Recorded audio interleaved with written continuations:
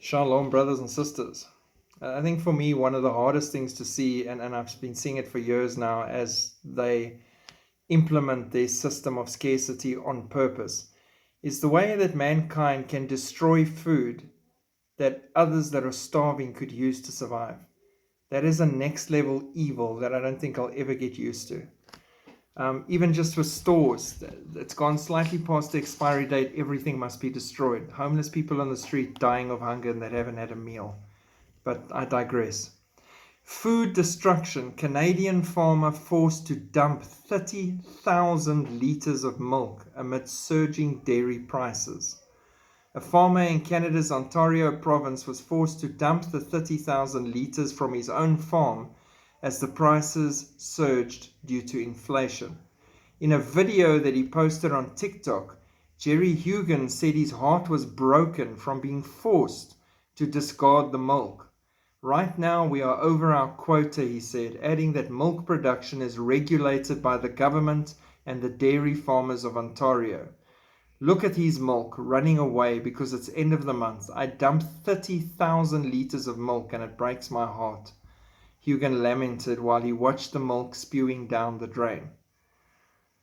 This here Canadian milk is $5.22 a can, right? So $7 converted.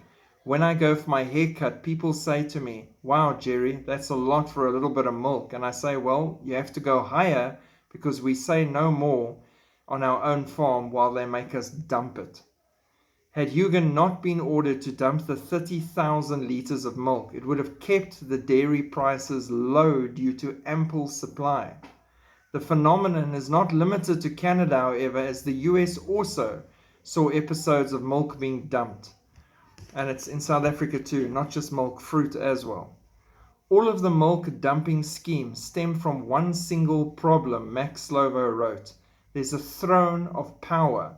When someone sits on it, the public believes they are now required to serve the sitter and do as they're commanded.